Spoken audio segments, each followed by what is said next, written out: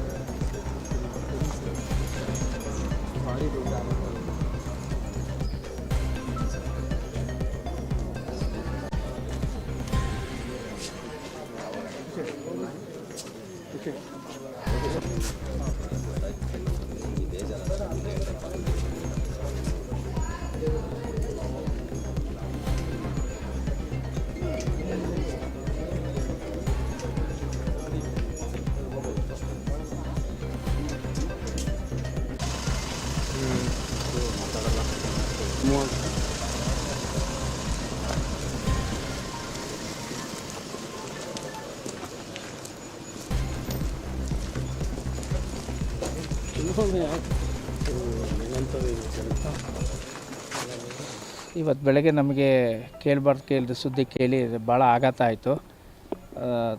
ಒಂದು ಆಕಾಶು ಮತ್ತು ಅವ್ರ ತಾಯಿಯವರು ಮನೆಯಲ್ಲಿ ಹ್ಯಾಂಗ್ ಮಾಡ್ಕೊಂಡಿರ್ತಾರೆ. ಆ್ಯಕ್ಚುಲಿ ಅವ್ರದ್ದು ಮೂಲತಃ ನ್ಯಾಮತಿ ಊರು. ಬಟ್ ಅವ್ರದ್ದು ಹೊಮ್ಮರಡಿ ಫ್ಯಾಮಿಲಿ ಅಂದರೆ ಭಾಳ ಹೆಸರುವಾಸಿಯಾದಂಥ ಬಟ್ಟೆ ಅಂಗಡಿ ಎಲ್ಲ ಇದೆ. ಭಾಳ ಒಳ್ಳೆಯ ಜನಗಳವರು, ಭಾಳ ಸ್ಮೂತ್ ಜನಗಳು. ಬಟ್ಟು ಈ ಘಟನೆ ಇಲ್ಲಿ ಶಿವಮೊಗ್ಗದಲ್ಲಿ ಆಗಿದ್ದು, ಅಶೋಕ್ ನಗರದಲ್ಲಿ. ಈ ಘಟನೆಯಿಂದ ನಾವು ಅವರಿಗೆ ರಿಲೇಷನ್ ಆಗ್ತೀವಿ ಮತ್ತು ಹತ್ತಿರದಿಂದ ನೋಡಿದ್ದೀವಿ. ಆ ಹುಡುಗ ಆಕಾಶನ್ನು ನಾವು ಸಣ್ಣ ಹುಡುಗದಿಂದನೂ ನೋಡಿದ್ವಿ, ನ್ಯಾಮತಿಯಲ್ಲೆಲ್ಲ ಓಡಾಡ್ತಿದ್ದ. ಬಟ್ ಈ ಘಟನೆ ನೋಡಿ ನಮಗೆ ಭಾಳ ಮನಸ್ಸಿಗೆ ಆಘಾತಕಾರಿಯಾಗಿದೆ. ಈ ಥರ ಅಚಾತುರ್ಯ ನಡಿಬಾರ್ದಿತ್ತು, ನಡೆದೋಗಿದೆ. ದೇವರು ಅವ್ರ ಮನೆಯವರಿಗೆ ಮತ್ತು ಅವ್ರ ಬಂಧುಗಳಿಗೆಲ್ಲ ಒಂದು ಧೈರ್ಯ ಕೊಡಲಿ ಅಂತ ಈ ಮೂಲಕ ದೇವರ ಮನೆಯಲ್ಲಿ ಅವರಿಬ್ಬರೇ ಇದ್ದರು ಮತ್ತು ಅವರ ಸೊಸೆ ಇದ್ದರು. ಅವ್ರದ್ದು ಈಗ ಪಾಪ 5 ತಿಂಗಳಾಗಿದೆ ಮದುವೆ ಆಗಿ. ಅವರು ಜೂನ್ ತಿಂಗಳಲ್ಲಿ ಮದುವೆ ಆಗಿದ್ದು. ಅವರು ಇದ್ದರು, ಬಟ್ ಅವರಿಗೂ ಗೊತ್ತಾಗಿಲ್ಲ ಇದು ಬೆಳಗ್ಗೆ ಏನಾಗಿದೆ ಅಂತ. ಅವರಿಗೂ ಸಡನ್ ಶಾಕ್ ಆಗಿದೆ. ಮನೇಲಿ ಕೆಲಸದವ್ರು ಬಂದು ಕೆಲಸ ಮಾಡಿ ಹೋಗಿದ್ದಾರೆ, ಎಲ್ಲ ಮಾಡಿದ್ದಾರೆ. ಇವರು ರೂಮಲ್ಲಿ ಇದ್ದಾರೆ ಬಿಡು ಅಂತ ತಿಳ್ಕೊಂಡಿದ್ರು. ಬಟ್ ಆದರೆ ಈ ಥರ ಹಿಂಗೆ ಸೂಸೈಡ್ ಮಾಡಿಕೊಂಡಿದ್ದಾರೆ ಅಂತ ಯಾರಿಗೂ ಗೊತ್ತಾಗಿರಲಿಲ್ಲ. ಆಮೇಲೆ ಗೊತ್ತಾದ ತಕ್ಷಣ ಪೊಲೀಸ್ನವರೆಲ್ಲ ಬಂದರು. ಬಂದಾದಮೇಲೆ ಡೋರ್ ತೆಗೆದು ನೋಡಿದ ಮೇಲೆ ಗೊತ್ತಾಗಿದ್ದು ಇಬ್ಬರು ಹ್ಯಾಂಗ್ ಮಾಡ್ಕೊಂಡಿದ್ದಾರೆ. ಡೆತ್ ನೋಟ್ ಒಂದು ಬರೆದಿಟ್ಟಿದ್ದಾರಂತೆ. ಅದು ನೋಡಬೇಕು ಈ ಥರ. ಮೇಲ್ಗಡೆ ಅವನು ಆಕಾಶು ಸೂಸೈಡ್ ಮಾಡ್ಕೊಂಡಿದ್ದಾನೆ.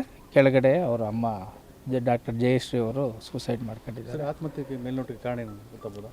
ಮೇಲ್ನೋಟಕ್ಕೆ ಏನಿಲ್ಲ, ಅವ್ರು ಏನೋ ಸುಮ್ಮನೆ ಹಾಗೆ ಸಣ್ಣದಾಗಿ ಏನೋ ಮಾತುಕತೆ ಆಗಿರಬಹುದು. ನಾವು ಯಾರಿಗೂ ಗೊತ್ತಿಲ್ಲ.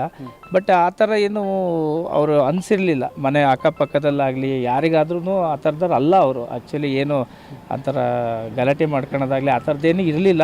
ಏನೋ ಸಣ್ಣ ಪುಟ್ಟ ಮನಸ್ತಾಪದಿಂದ ಏನೋ ಕೆಟ್ಟ ಗಳಿಗೆಯಲ್ಲಿ ಈ ಥರ ನಡೆದೋಗಿದೆ ಅಂತ ಹೇಳ್ಬೋದು ನಾವು. ಹಾಂ, ಇದೇ ಥರನೇ ಆಗಿತ್ತು. ಅವರ ಡಾಕ್ಟರ್ ನಾಗರಾಜ್ ಅವರು ಸೂಸೈಡ್ ಅಲ್ಲೇ ಮಾಡ್ಕೊಂಡಿದ್ರು. ಮತ್ತು ಆಕಾಶ್ ಅವರ ಫಸ್ಟ್ ವೈಫೂ ಅಲ್ಲೇ ಸೂಸೈಡ್ ಆಗಿದ್ದರು. ಇದು ಇವರಿಬ್ಬರು ಆಗಿದ್ದಾರೆ. ಒಟ್ಟು 4 ಜನ ಸೂಸೈಡ್ ಆಗಿದೆ. ಎಲ್ಲ ಆತ್ಮಹತ್ಯೆನೇ ಆಗಿರೋದು. ಹ್ಯಾಂಗ್ ಮಾಡ್ಕೊಂಡೆ ಇದಾಗಿರೋದು. ತುಂಬ ಡಿಪ್ರೆಷನ್ ಏನು ಅಂಥದ್ದೇನು ಕಂಡು ಬಂದಿಲ್ಲ. ಯಾಕೆಂದ್ರೆ ಅವನು ಹಿಂದಿನ ದಿನವೂ ಎಲ್ಲರ ಹತ್ರನೂ ಚೆನ್ನಾಗೇ ಮಾತಾಡಿದ್ದಾನೆ. ಯಾರ ಹತ್ರನೂ ಅವ್ರ ಸ್ನೇಹಿತರು ಫೋನ್ ಮಾಡಿದವ್ರ ಹತ್ರನೂ ಯಾವುದೇ ರೀತಿ ಅವನೇನು ಅಳಲು ತೋಡ್ಕೊಂಡಿಲ್ಲ. ಬಟ್ ಇದೇನೋ ಒಂದು ಕ್ಷಣದಲ್ಲಿ ಈ ಮಿಂಚು ಬಂದು ಹೋದಂಗೆ ಏನೋ ಒಂದು ಬಂದು ಅವ್ರ ಪ್ರಾಣ ಹೋಗಿದೆ ಅಂತ ನಮಗೆ ಅನಿಸ್ತಾ ಇದೆ. ನಿಜವಾಗ್ಲೂ ಇದು ಭಾಳ ಬೇಸರ ಸಂಗತಿ. ಇದು ಈ ಥರ ಯಾರದೇ ಫ್ಯಾಮಿಲಿಯಲ್ಲಿ ಆಗಲಿ ಯಾರೇ ವೈರಿಗಳಿಗಾದ್ರೂ ಈ ಥರದ್ದು ಪರಿಸ್ಥಿತಿ ಬರಬಾರ್ದು. ಯಾಕೆಂದರೆ ಈಗ ನೋಡಿ, ಅವ್ರ ಮನೆಯಲ್ಲಿ ಸೂತ್ಕದ ವಾತಾವರಣ, ಯಾರೂ ಇಲ್ಲ. ಈಗ ತಾಯಿ ಇಲ್ಲ, ಅವ್ರ ಮಗ ಇಲ್ಲ, ತಂದೆ ಇಲ್ಲ. ಪಾಪ ಆ ಹೆಣ್ಮಗಳು ಏನು ಮಾಡಬೇಕು? ಭಾಳ ದುಃಖಕರ ಸಂಗತಿ ಇದು. ಡಾಕ್ಟರ್ ಜಯಶ್ರೀ ಅವ್ರ ಗಂಡ ಏನಿದ್ದಾರೆ ಅವರ ಕ್ಲಾಸ್ಮೇಟ್ ನಾನು. ಆಕಾಶ್ ನನಗೆ ಫ್ರೆಂಡು. ಇವತ್ತು ಬೆಳಿಗ್ಗೆ ಏನೋ ಸೂಸೈಡ್ ಆಗಿದೆ ಅಂತ ಗೊತ್ತಾಯಿತು. ಅವರು ತಾಯಿ ಕೆಳಗಡೆ ನೇಣು ಹಾಕೊಂಡಿದ್ದಾರೆ, ಮೇಲ್ಗಡೆ ಆಕಾಶ್ ಅವರು ನೇಣು ಹಾಕೊಂಡಿದ್ದಾರೆ. ಮೊದಲು ತಾಯಿ ಹಾಕ್ಕೊಂಡಿದ್ದಾರೆ. ತಾಯಿ ಹಾಕೊಂಡ್ಮೇಲೆ ಅವರು ಗಾಬರಿಗೆ ಮಗ ಮೇಲ್ಗಡೆ ನೇಣು ಹಾಕೊಂಡಿದ್ದಾನೆ ಅಂತ ಅಲ್ಲಿ ಮೇಲೆ ಡೆತ್ ನೋಟು ಬರೆದಿಟ್ಟಾರೆ. ಆಸ್ತಿಯನ್ನೆಲ್ಲ ಮಗನಿಗೆ ಮತ್ತು ಈಗಿರೋ ಸೊಸೆಗೆ, ಜೂನ್ನಲ್ಲಿ ಮದುವೆ ಆಗಿರೋ ಸೊಸೆಗೆ ಬರೆದಿಟ್ಟಿದ್ದಾರೆ. ಹಿಂದೆ ಅವ್ರ ಸೊಸೆ ನೇಣು ಹಾಕೊಂಡಾಗ ಡಿಪ್ರೆಷನ್ನಲ್ಲಿ ಸುಮಾರು ಇದ್ದರು. ಅದೇ ಒಂದು ಸಣ್ಣ ಗಲಾಟೆ ನಡೀತಾಯಿತ್ತು ಅಂತ ನಮಗೆ ಸಣ್ಣ ಮಾಹಿತಿ. ಇದನ್ನು ಅದರಲ್ಲಿ ಅವರಿಗೆ ಭಾಳ ಬೇಸರ ಆಯಿತು. ಆ ಡಿಪ್ರೆಷನ್ನಿಂದ ಜಯಶ್ರೀ ಮೇಡಮ್ ಹೊರಗೆ ಬಂದಿಲ್ಲ ಅಂತ ಒಂದು ಮಾಹಿತಿ. ಹಾಗಾಗಿ ಇದರಲ್ಲಿ ಸ್ವಲ್ಪ ಬೇಜಾರಾಗಿ, ಮೊನ್ನೆನೂ ಸಾಕಷ್ಟು ಜಮೀನು ತೋಟ ಎಲ್ಲದೂ ಇದೆ ಅವ್ರದ್ದು. ಈ ಥರ ಪ್ರಾಪರ್ಟಿ ಇದೆ. ಒಟ್ಟು ಈ ಮನೆಯಲ್ಲಿ 4 ಇದೇ ಥರ ಸೂಸೈಡ್ ಆಗಿದೆ. ನಾಗರಾಜ್ ಅವರು ಸೂಸೈಡ್ ಮಾಡ್ಕೊಂಡಿದ್ದಾರೆ, ಅವ್ರ ಸೊಸೆನೂ ಸೂಸೈಡ್ ಮಾಡ್ಕೊಂಡಿದ್ದಾರೆ, ಈಗ ಮಗ ಮತ್ತು ಹೆಂಡತಿ ಸೂಸೈಡ್ ಮಾಡ್ಕೊಂಡಿದ್ದಾರೆ. ಹಾಗಾಗಿ ಭಾಳ ಬೇಸರದ ಸಂಗತಿ ಇದು ಕೇಳಿ ನಮಗೆ ಭಾಳ ಬೇಸರ ಆಗೈತೆ. ತಾಯಿ ಮಗ ನಡೆ ಅವರ ಸಣ್ಣ ಪುಟ್ಟ ಜಗಳ ನಡೀತಾನೆ ಇರ್ತೈತೆ. ಯಾಕಂದ್ರೆ ಅವನು ಬೇಜಾರದಲ್ಲಿ ಬೇರೆ ಬೇರೆ ಹ್ಯಾಬಿಟ್ಸ್ಗಳೆಲ್ಲ ಇದ್ದು ನೋಡಿದಾಗ ನಮಗೆ ಗೊತ್ತಿದ್ದಾಗೆ, ಅದರಿಂದ ಅವರು ಬೇಜಾರಾಗಿ ಅವರು ಮಾತಾಡ್ತಾನೆ ಇದ್ದರು. ಈ ಇನ್ಸಿಡೆಂಟೇ ನಡೆದಿರ್ಬೋದು. ಡೆತ್ ನೋಟೆಲ್ಲ ನೋಡಿದರೆ ಡೆತ್ ನೋಟ್ ಪೊಲೀಸ್ನವರಿಗಿದೆ. ಈಗ ಪೋಸ್ಟ್ ಮಾರ್ಟಮಿಗೆ ಬಾಡಿನೆಲ್ಲ ಮೆಗನ್ ಹಾಸ್ಪಿಟ್ಲಿಗೆ ತಗೊಂಡೋಗಿದ್ದಾರೆ. ಇದು ಭಾಳ ಬೇಜಾರು. ನಮ್ಮ ನ್ಯಾಮತಿಯಲ್ಲಿ ಒಂದು ಒಳ್ಳೆ ರಾಯಲ್ ಫ್ಯಾಮಿಲಿ, ಮತ್ತು ಅಷ್ಟೇ ಸ್ಮೂತು, ಅಷ್ಟೇ ಗೌರವಿತ ಫ್ಯಾಮಿಲಿ. ಅವ್ರ ತಂದೆರಾಗಲಿ, ಅವ್ರ ಮಾವರಾಗಲಿ, ಅವ್ರ ಅಣ್ಣ ತಮ್ಮಗಳೆಲ್ಲರೂ ಇದ್ದಾರೆ, ಈಗೂ ಇದ್ದಾರೆ. ಭಾಳ ಒಳ್ಳೆ ಫ್ಯಾಮಿಲಿ. ಈ ದುರಂತ ಕೇಳಿ ನಮಗೆಲ್ಲ ಭಾಳ ಬೇಸರ. ನಾವೆಲ್ಲ ಅಕ್ಕಪಕ್ಕದ ಮನೆಯವರು, ನ್ಯಾಮತಿಯಲ್ಲಿ ಒಟ್ಟಿಗೆ ಇರೋರು. ನಾಗರಾಜ್ ಇರ್ಬೋದು, ಅವರೆಲ್ಲ ನನ್ನ ಕ್ಲಾಸ್ಮೇಟ್ಗಳು. ಹಾಗಾಗಿ ಒಂದು ದೊಡ್ಡ ಕುಟುಂಬ ಬೇಜಾರಾಗಿದೆ. ಭಾಳ ಇಂಥರ ದುರಂತದಲ್ಲಿ ಅಂತ್ಯ ಕಂಡಿದೆ. ಈಗ ನೋಡಿದರೆ ಇತ್ತೀಚೆಗೆ ಮದುವೆ ಜೂನ್ನಲ್ಲಿ ಮದುವೆ ಆಗಿರೋದು ಒಂದೇ ಒಂದು ಹೆಣ್ಮಗಳಿದ್ದಾಳೆ, ಸೊಸೆ ಇದ್ದಾಳೆ. ಅದು ಭಾಳ ಬೇಸರ ಆಗುತ್ತೆ. ಇದೆಲ್ಲ ನೋಡಿದರೆ ಯಾಕೆ ಎಲ್ಲ ಈ ಥರ ಆಗುತ್ತೆ ಅನ್ನೋದು, ಒಂದು ಎಂಥ ಕುಟುಂಬದಲ್ಲಿ ಸಾಮರಸ್ಯ ಇಲ್ಲ ಆಗಿದೆ ಅಂತ ನಮಗನ್ಸಿದೆ. ಭಾಳ ಮೇಲ್ನೋಟು ಕಾಣಿಸ್ತಾ ಇದೆ. ಇನ್ನು ಆಳವಾಗಿನ ಪೊಲೀಸ್ ತನಿಖೆ ಮುಖಾಂತರ ಎಲ್ಲ ಗೊತ್ತಾಗುತ್ತೆ. 3 ವರ್ಷದ ಹಿಂದೆ ಇದೇ ಥರ ನೇಣು ಹಾಕ್ಕೊಂಡು ಹುಡುಗಿ ತೀರ್ಕೊಂಡೋಗಿತ್ತು. ಈಗ ಅದೇ ಕಳೆದ 3 ವರ್ಷದ ನಂತರ ಈಗ ಇಲ್ಲಿ ಅಮ್ಮ ಮತ್ತು ಮಗ ಇಬ್ಬರು ಕೂಡ ನೇಣು ಹಾಕ್ಕೊಂಡಿದ್ದಾರೆ. ನಮ್ಮ ಅಶ್ವತ್ಥನಗರ ತುಂಬ ಅಫಿಷಿಯಲ್ ಏರಿಯಾ. ಈ ಥರದ ಆಗಬಾರ್ದಿತ್ತು ಇಲ್ಲಿ. ಯಾಕೆಂದರೆ ಎಲ್ಲೋ ಒಂಥರ ಸಂಬಂಧಗಳ ಕೊರತೆ ಅಂತ ಅನಿಸುತ್ತೆ, ಗೊತ್ತಿಲ್ಲ. ಈಗ ಅಲ್ಲಿ ಮಾತಾಡ್ತಾ ವಿಚಾರಿಸಿದಾಗ, ಅವರ ಹೆಂಡ್ತಿಗೆ ವಿಚಾರಿಸಿದಾಗ ಅವ್ರೇನೋ ರಿಯಲ್ ಎಸ್ಟೇಟ್ ಮಾಡಬೇಕಿತ್ತು, ಒಂದು 3 ಕೋಟಿ ಕೇಳಿದ್ರು, ಹಂಗಾಗಿ ಏನೋ ಕೊಟ್ಟಿರಲಿಲ್ಲ. ತಾಯಿ ಮಗಂಗೆ ಏನೋ ಮನಸ್ತಾಪ ಇತ್ತು ಅಂತ ಆ ಹುಡುಗಿನೇ ಹೇಳಿದ್ದೀಗ. ಪೊಲೀಸ್ನವ್ರು ಬಂದಿದ್ದಾರೆ, ಯಾಕೆಂದರೆ ಕೂಲಂಕುಷವಾಗಿ ಅವರು ಪರಿಶೀಲನೆ ಮಾಡಿದ ಹೊರತು ನಾವೇನು ಹೇಳಿದ್ರು ತಪ್ಪಾಗುತ್ತೆ. ಡೆತ್ ನೋಟ್ ಏನೋ ಸಿಕ್ಕಿದೆ ಅಂತ ಕೂಡ ಹೇಳ್ತಾ ಇದ್ದಾರೆ. ಈಗ 2 ಬಾಡಿನ ಇಳಿಸಿದ್ದಾರೆ. ಒಂದು ಅಂದರೆ ನನಗೆ 3 ಗಂಟೆ ಅಷ್ಟೊತ್ತಿಗೆ ಒಬ್ಬರು ನಮ್ಮ ಇಲ್ಲಿ ಸ್ಥಳೀಯ ನಿವಾಸಿಗಳೊಬ್ಬರು ಫೋನ್ ಮಾಡಿದ್ರು ಈ ಥರ ಆಗಿದೆ ಅಂತೇಳಿ. ತಕ್ಷಣ ಬಂದ್ವಿ. ಅಷ್ಟರಲ್ಲಾಗಲೇ ಒಂದು ಬಾಡಿ ಇಳಿಸಿದ್ರು. ಇನ್ನೊಂದು ಬಾಡಿ ಹಾಗೇ ಇತ್ತು, ಅಂದರೆ ಆಕರ್ಷ್ ಬಾಡಿ ಹಾಗೇ ಇತ್ತು. ಬಂದ ನಂತರ ಪೊಲೀಸ್ನವರೆಲ್ಲ ಅಲ್ಲಿ ಎಲ್ಲ ನೋಡ್ತಾಯಿದ್ರು, ಏನೋ ಡೆತ್ ನೋಟ್ ಸಿಕ್ಕಿದೆ ಅಂತ ಹೇಳಿದ್ರು. ಆ ಬಾಡಿನೂ ಕೂಡ ಕೆಳಗೆ ಇಳಿಸಿದ್ದಾರೆ. 2 ಬಾಡಿ ಕೆಳಗೆ ಇಳಿಸಿ ಈಗ ಅಡಿಷ್ನಲ್ SP ಸಾಹೇಬರು ಕೂಡ ಬಂದಿದ್ದಾರೆ. ಈಗ ಹುಡುಗಿನ ವಿಚಾರಿಸ್ತಾ ಇದ್ದಾರೆ, ಆಕರ್ಷ್ ಅವರ ಹೆಂಡ್ತಿಗೆ ವಿಚಾರಿಸ್ತಾ ಇದ್ದಾರೆ. ಅವರು ದುಃಖದಲ್ಲಿರೋದ್ರಿಂದ ಏನು ಸ್ಪಷ್ಟವಾಗಿ ಹೇಳ್ತಾ ಇಲ್ಲ ಏನಾಗಿದೆ ಏನು ಅಂತೇಳಿ. ನಾನು ಅಲ್ಲೇ ಸ್ಥಳದಲ್ಲಿದ್ದಂಥ ಸಂದರ್ಭದಲ್ಲಿ ಅವ್ರು ಹೇಳಿದ್ದು ರಾತ್ರಿ ಅವ್ರು ಆಕರ್ಷ್ ಬೇಗ ಮಲ್ಕೊಂಡ್ರು ಅಂತ ಹೇಳ್ತಿದ್ದಾರೆ.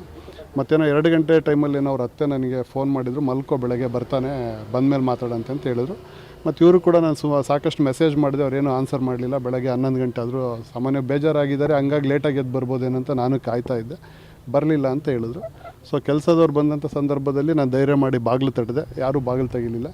ಹಾಗಾಗಿ ಸುಮಾರು ಒಂದು 2 ಗಂಟೆ ಟೈಮಲ್ಲಿ ಅವ್ರ ತಂದೆ ತಾಯಿಗೆ ಫೋನ್ ಮಾಡಿದ್ದೀವಿ ಅಂತ ಹೇಳಿದ್ದಾರೆ. ಅಂದರೆ ಈಗ ದುರ್ಗದಲ್ಲಿದ್ದಾರಂತೆ, ಹುಡುಗಿ ಮನೆ ಬಂದು